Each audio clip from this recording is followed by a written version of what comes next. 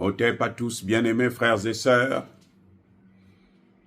Oui, le projet d'accord militaire avec la RDC existe.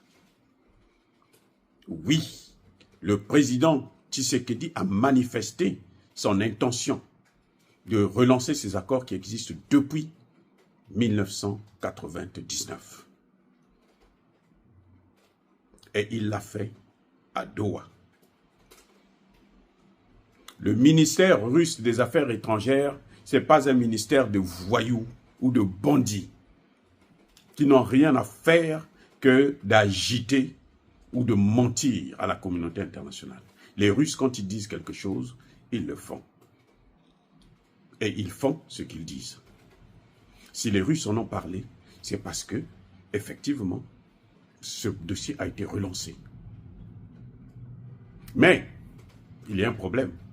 Autour de Tshisekedi, il y a des peureux, des couilles molles, des mauvais conseillers, des infiltrés, des traîtres qui ne font que faire pression à Tshisekedi pour qu'il arrête de négocier avec la Russie. Mais il ne faut pas oublier aussi la pression venant des États-Unis. Vous avez entendu les dernières déclarations de Joe Biden contre Poutine, mais c'est pourquoi? Mais c'est à cause du Congo. Les États-Unis ont toujours considéré que le Congo leur appartient, c'est leur chose. Comme le Congo a été la chose de Léopold II, avant qu'il ne fasse cadeau du Congo à la Belgique. Et depuis un certain temps, la Belgique a perdu la main. Ce sont les États-Unis qui ont pris le Congo et qui en font leur chose à eux. Le Congo leur appartient. Et ce sont les mêmes États-Unis qui, au lieu de piller seulement les matières premières, non, ils veulent prendre le Congo, le balkaniser, donner une partie aux Rwandais et voler les matières premières maintenant, au lieu de les exploiter normalement. Maintenant, qu'est-ce qui se passe? Le gouvernement a apporté un démenti, un chiffon de démenti. Monsieur Patrice Mouyaya, j'espère que dans le prochain gouvernement, il ne sera plus là. Parce que des gens qui n'ont rien à faire, on ne veut pas les voir. Même si, écoutez bien, moi je ne suis pas de ceux qui pensent qu'il faut seulement passer, jeter l'anathème sur nos dirigeants. Non. Quand ils font quelque chose de bien, il faut toujours le reconnaître. Quand ils font quelque chose de mauvais, il faut les critiquer et puis leur montrer la voie, faire des propositions. Je ne suis pas de ceux qui pensent, par contre, qu'il faut qu'il y ait un patriotiste au pouvoir, au Congo démocratique, pour que l'affaire, le problème du Congo puisse être résolu. Non. Mais Tshisekedi est là pour 5 ans. Je ne suis pas non plus de ceux qui pensent que Tshisekedi n'a pas été élu. Tshisekedi a gagné cette élection. Ce sont les Occidentaux qui ne veulent pas reconnaître cette victoire parce qu'ils veulent toujours l'affaiblir. Comme ça, il va jouer leur jeu. Tshisekedi a eu un premier mandat qu'il n'avait pas mérité parce qu'il n'avait pas gagné l'élection. Ça, tout le monde le sait. Mais comme les Occidentaux ne voulaient pas de Martin Fayulu, le vainqueur de cette élection, ils avaient trouvé en Tshisekedi l'homme qu'ils pouvaient manipuler comme ils voulaient. Tshisekedi a eu leur mandat moyennant des promesses. Ça va de soi. En échange de quelque chose, il faut relancer l'ascenseur. Mais, quand Tshisekedi arrive au pouvoir, il décide de changer d'avis. C'est comme Kabila l'a fait. Kabila le père, bien sûr. C'est lui qui est venu avec les Rwandais. La masse des Rwandais qui les a introduits dans la police, dans l'armée, dans le gouvernement. Il y en a qui étaient ministres des Affaires étrangères. Un Rwandais. Du Grand Congo, là. Un Rwandais, ministre des Affaires étrangères. C'est fini, ça ne se fera plus jamais au Congo. Kabila l'a fait. Après, il s'est dit non, il faut que je me débarrasse d'eux. Malheureusement, ils ont eu raison de lui. On l'a assassiné. Et c'est ce qu'on est en train de vouloir faire avec Tshisekedi. C'est pour ça que Tshisekedi recule comme ça. C'est pour ça que Tshisekedi hésite. C'est ça que les gens n'arrivent pas à expliquer. Les soi-disant experts, les soi-disant panafricanistes, qui pensent que le seul président légitime, c'est le président qui les considèrent comme les meilleurs experts en conseil, les meilleurs en tout. Non. Et comme par hasard, vous allez voir que la plupart de ceux qui le disent, ils sont toujours avec des opposants. Ils soutiennent toujours des opposants. Et des opposants qui ont de mauvaises manières. Des opposants qui ont tué. Des opposants qui viennent d'un autre pays et puis qui vont diriger un autre pays. Ils sont toujours avec eux.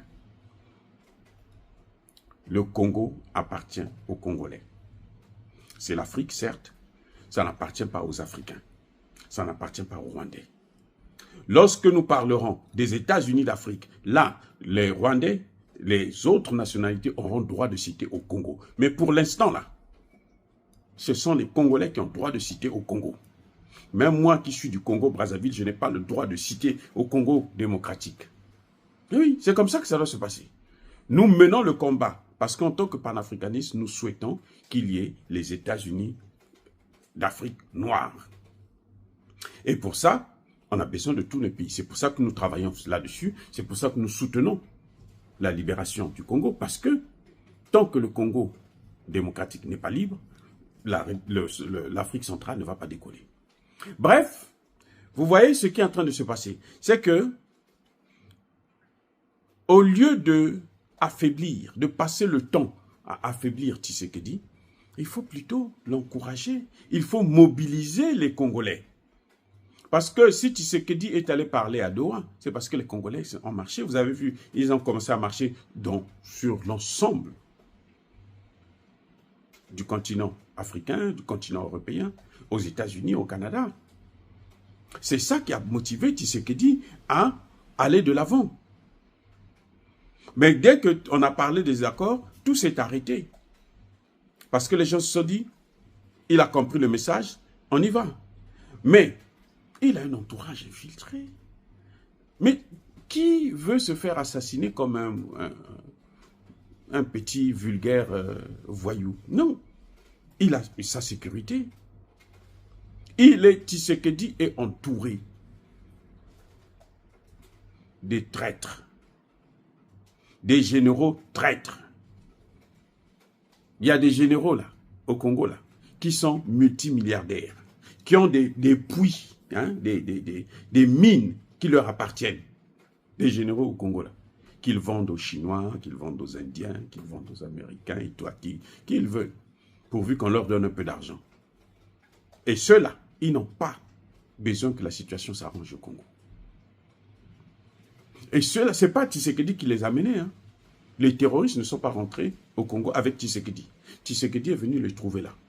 Tshisekedi, en ce moment, est en train de faire un travail de nettoyage de l'armée et de l'administration.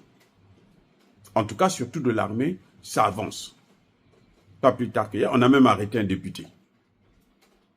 Plusieurs, d'ailleurs, sont 2 ou 3 députés qui siègent au Parlement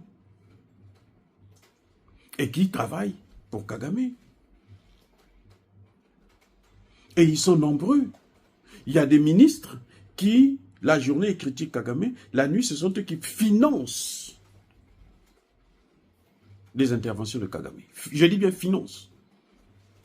La justice ne veut pas porter plainte, les poursuivre, s'auto-saisir. Le procureur, ce n'est pas son problème.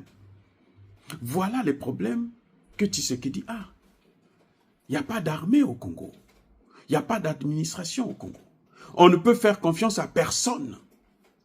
C'est pour ça que quand Tshisekedi, à Doha, décide qu'il faut relancer ses accords, mais quand il part en Turquie, la Turquie est proche de la Russie. Quand il part au Qatar, c'est vrai que le Qatar, c'est un État terroriste. Mais le Qatar, en ce moment, veut changer de position, passer de l'État terroriste à l'État business. Donc, quand il part, et le Qatar s'est rapproché de la Russie, donc quand il part dans ces pays-là, mais c'est bien sûr pour voir comment ceux-là peuvent l'aider à aller de l'avant. Je crois que ce n'est pas bénéfique pour nous d'affaiblir Tshisekedi. Parce que c'est lui qui est là, qui est le chef de l'État. On ne dit pas qu'il ne faut pas le critiquer. Moi-même, je suis le premier à le critiquer, à l'insulter même. Mais il ne faut pas l'affaiblir. Et je vais vous dire une chose. Il n'y a aucun dirigeant africain qui peut s'en sortir si il n'a pas le soutien du peuple. Pourquoi? Regardez ce que vous appelez dictateurs. Les gens qui sont là au pouvoir depuis très longtemps, que ce soit les Obiangema, que ce soit les Biya, que ce soit les Sassou et autres. Pourquoi ils ont des difficultés? Vous croyez qu'ils sont tous bêtes? Vous croyez qu'ils ne pensent pas que non, mais nos pays là doivent avancer un peu? Non. Penser à cela, c'est mal comprendre la géopolitique africaine. Il y a des moments où ils veulent faire le changement, mais les populations sont divisées. Les populations sont divisées. Et c'est difficile pour un président comme ça de mener le combat face à ces Occidentaux. Regardez quand Biya arrive en France. Quand Biya arrive en France, on mobilise tout un tas de Camerounais qui viennent à son hôtel à longueur de journée, tous les jours, pour venir faire de l'agitation. La police, les gendarmes français sont là, les militaires sont là. Ils regardent comment on est en train de humilier un hôte, un chef d'État étranger dans leur pays. Emmanuel Macron, mais vous voyez comment il est en train de vouloir amener la France dans une guerre mondiale, une guerre nucléaire. Mais quand il se balade à l'étranger, là, vous n'allez pas voir les Français se manifester comme les Camerounais le font à l'égard de Paul Biya. Et personne ne condamne Emmanuel Macron ou la France qui est à l'origine de tous les malheurs des pays francophones qui utilisent le franc CFA. Tous les malheurs, ça vient de la France d'abord. Après, derrière la France, vous avez les États-Unis, bien sûr. Je dis bien tous les malheurs. Et ceux-là qui manifestent, là, vous ne les voyez pas faire ça. Hein? Maintenant, faites-le avec le roi des Belges ou le prince Charles, dont la femme a été, hein, vous savez comment sa femme, Diana, est morte dans des conditions troubles. Faites-le en France, là. Levez-vous, manifestez. Vous allez voir comment ils vont sortir toute l'armée. Comment ils vont mater ces gens-là. Mais vous avez vu avec les gilets jaunes? Ça veut dire quoi? Ça veut dire que quand les gens manifestent contre Paul Biya, ce n'est pas parce qu'ils ont un idéal pour leur pays, mais c'est parce que, en fait, ils sont manipulés par les Occidentaux qui veulent affaiblir Paul Biya pour que Paul Biya puisse leur donner un certain nombre de marchés qu'ils hésitent de leur donner. Quand ils sortent le dossier des biens mal acquis, c'est pourquoi? C'est pour affaiblir nos dirigeants. C'est pour les affaiblir.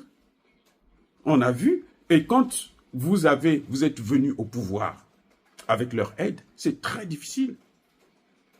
La chance que nous avons avec Tshisekedi, c'est qu'aujourd'hui, Tshisekedi a été élu par le peuple. Il y a des gens qui appellent ça mascarade. C'est comme si, parmi les candidats, là, il y avait un candidat qui était mieux que Tshisekedi. Tshisekedi qui a été soutenu par les grandes stars du Congo. Fally Ipupa, Kofi Olomide et autres. Il ne pouvait que gagner l'élection. Oui, quand tu as tout ce monde-là qui est avec toi, tu ne peux que gagner l'élection. Il peut avoir de petites des erreurs, des choses qui se sont mal passées dans certains bureaux de vote, c'est tout, mais ça ne pouvait pas changer le résultat des urnes. La victoire de Tshisekedi était inévitable, incontestable. Ce sont les gens malhonnêtes qui pensent que non, il a triché pour être là. Moi, je ne crois pas ça. Je ne crois pas ça. Parce que j'ai vu moi-même la mobilisation. Toutes les stars congolaises sont descendues au pays pour aller le soutenir. Et nous savons comment ces gens-là influencent l'électorat, notamment dans un pays comme le Congo démocratique. Donc, tout ce que vous voyez, vous trouvez des panafricanistes qui passent leur temps à vouloir affaiblir Tshisekedi, à vouloir affaiblir le pays, le Congo. En fait, peut-être sans le savoir, inconsciemment, ils travaillent pour les Occidentaux.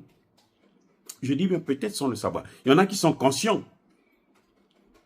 Il y en a qui sont conscients. Quel est l'intérêt d'affaiblir Tshisekedi pour que Tshisekedi ne soit pas... Aujourd'hui, le grand problème de Tshisekedi, il faut que la population se lève.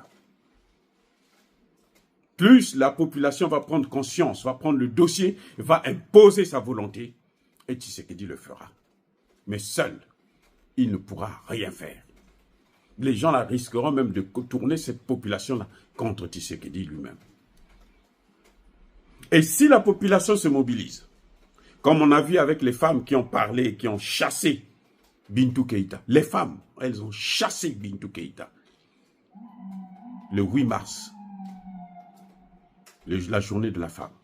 Et elles ont chassé Bintou Keïta, la représentante spéciale du secrétaire général de l'ONU. Une femme africaine de surcroît, elle n'a pas pu parler à cause des crimes qu'elle occasionne, à cause de l'hypocrisie de la communauté dite internationale qu'elle incarne.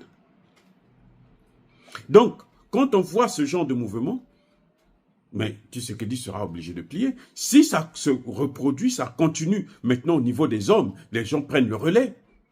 C'est ça. Nous devons apporter des solutions, pas affaiblir le peuple. Tshisekedi actuellement est en train de faire le nettoyage dans l'armée. Et ce n'est pas facile, ce n'est pas encore facile, parce que l'armée est infiltrée. Mais Kabila a eu 18 ans pour pourrir cette armée, pour placer tous les Rwandais là, dans l'armée. Comment ils sont rentrés là? Mais c'est avec Kabila, le fils, 18 ans. Kabila, le père, avait commencé à les chasser. Le fils est venu, il a tout mis à plat, tout ce que son père avait fait. Et puis il a laissé son père, entre guillemets. Donc, vous voyez, je crois que tout Congolais devrait comprendre qu'aujourd'hui, ce n'est pas le moment de se diviser. C'est le moment de soutenir le président, de faire pression pour que le président puisse, de dire au président que nous sommes là. Vous savez, Assimi Goïta n'a pas réussi parce qu'il est seul, parce qu'il est fort, il est militaire. Non. C'est parce qu'il avait le peuple. Le peuple congolais est trop divisé. Les Africains sont très divisés concernant le dossier du Congo. Je comprends que beaucoup sont déçus parce que la situation a duré trop longtemps. Et puis on a perdu beaucoup d'hommes et de femmes, bien sûr, d'enfants. Mais ce n'est pas le moment de baisser les bras. Ceux qui sont avec les autres, là, avec Kagame, ils sont très forts. On a besoin d'être soudés d'abord et de poser notre problème au président. Parce que le travail qui est en train de se faire là, il faut maintenant qu'il progresse. Qu'il oublie ces histoires, développer, machin, tout ça. Non, d'abord la sécurité. Il n'y aura pas de développement s'il n'y a pas de sécurité. Parce que si ça continue comme ça, là, vous allez voir cette crise, ça va arriver jusqu'à Kinshasa. Et Tshisekedi doit le comprendre. Nous le soutenons parce qu'il ne veut plus négocier avec Kagame, puisque ce sont ces négociations-là qui ont détruit notre administration et notre armée, qui ont permis à ce que les Rwandais puissent être infiltrés dans l'armée et l'administration congolaise. Maintenant, il faut arrêter ça. Il faut arrêter ça. Donc, cette position, elle est louable. Les opposants ont disparu. Tshisekedi est seul. Les opposants ont disparu. Mukwege est sorti dernièrement pour dire que non, les Nations Unies ne doivent pas partir, il faut qu'il reste là. Et c'est lui qui voulait être président. Là où le peuple a dit, nous, on ne veut pas voir les Nations Unies. Tshisekedi, au début, Tshisekedi était le premier qui critiquait. On ne veut pas voir les Nations Unies. Mais après, il n'est pas parti aux Nations Unies pour dire non, vous devrez partir. Ils ont commencé à libérer des bases militaires. Donc, c'est parce que nous sommes mobilisés. C'est pour ça que on arrive à voir ces petits résultats. Ce n'est pas encore parfait. On a encore besoin de beaucoup de travail. Parce qu'il faut que Tshisekedi arrive à signer ces accords. Et les accords sont là. Ce n'est pas lui qui avait ça est là. Il suffit de porter sa signature et puis les armes viennent maintenant. Le Nigeria est allé. Le grand Nigeria est allé à Moscou pour aller régler ces problèmes-là. Le Tchadien est allé à Moscou pour aller régler. Donc Tshisekedi ne doit pas continuer à résister. Nous devons faire pression. Si nous ne sommes pas soudés avec lui pour lui faire pression pour qu'il puisse partir, ça ne va pas se passer. on ne peut pas attendre qu'il y ait soi-disant un soi-disant panafricaniste. On voit les panafricanistes là, qui ont travaillé, quelqu'un qui a travaillé 30 ans avec les mêmes occidentaux là, avec les RFI, France 24, aujourd'hui se dit panafricaniste, un type comme ça, vous lui donnez le pouvoir, mais il va vous faire couler le pays. Il va vous faire couler le pays. Non, c'est pas possible. Voilà. Donc, je pense que nous n'avons aucun intérêt à gagner en affaiblissant Tshisekedi. Nous devrons justement travailler avec lui, l'encourager à aller de l'avant, le soutenir pour qu'il puisse avoir la force. La force d'un chef d'État, c'est son peuple. Vous voyez que lorsqu'on arrête, on veut tuer Traoré, qu'est-ce qui se passe? La population sort, il vient encercler sa maison. C'est ça la force d'un président. Ce n'est pas son arme. Ce n'est pas parce qu'il est capitaine, non. C'est ce peuple-là qui le soutient. Tchani, s'il n'avait pas le peuple-là, Tchani n'allait pas résister contre la France. Donc Tshisekedi, nous devrons aussi le soutenir. Il a gagné cette fois-ci son élection normalement. Nous lui avons donné nous-mêmes le pouvoir. Maintenant, nous devons lui pousser à faire ce que nous voulons. Et c'est ça que nous devons trouver des stratégies pour continuer à aller de l'avant. On a vu un essai, quand les gens sont sortis partout dans le monde, on a vu qu'il a bougé. Donc, on va continuer la mobilisation, on va accélérer la mobilisation jusqu'à ce que Tshisekedi fasse ce que nous voulons, c'est-à-dire les accords avec la Russie pour équiper notre armée parce que nous avons des hommes qui sont capables de faire le boulot, qui ne puissent pas avoir peur de sa sécurité. Et ces gens, des peureux, les mouchards là, qui sont autour de lui, il faut qu'il se débarrasse d'eux. Voilà. Et je pense que Patrick Smouyaya, le ministre de la Communication, n'était pas obligé de se justifier. Il ne pouvait se taire. Qu'il laisse les gens dans le flou, encore, c'est nettement mieux. Qu'il se taise. Pourquoi il va venir se justifier sur les réseaux sociaux? Parce que Kagame se justifie sur les accords qu'il a signés avec l'Union européenne. Vous avez entendu Kagame se plaindre, dire quelque chose, il est allé signer ces accords. Et cette même Union européenne demande à ce que Tshisekedi puisse continuer à leur faire confiance. Et non. Donc, notre problème, c'est de continuer à travailler pour que Tshisekedi puisse avoir la force de faire ce que nous lui demandons de faire. Oh, dire cela, c'est inciter à la haine ou à la violence. Non, il y a ma colère, veille à ma lèvre. Encore une fois de plus, bien aimés frères et sœurs, soyez bénis, abondamment bénis par le Dieu des Kémites et par nos ancêtres angélisés. Mais que tous ceux qui persécutent le continent africain le pillent et le déstabilisent, qu'ils soient noirs, blancs, chinois, arabes, juifs, indiens, qui qu'ils soient punis, maudits, foudroyés, neutralisés, écrasés, effacés par le Dieu des Kémites et par nos ancêtres angélisés. Vive l'Afrique éternelle, j'ai dit et j'assume.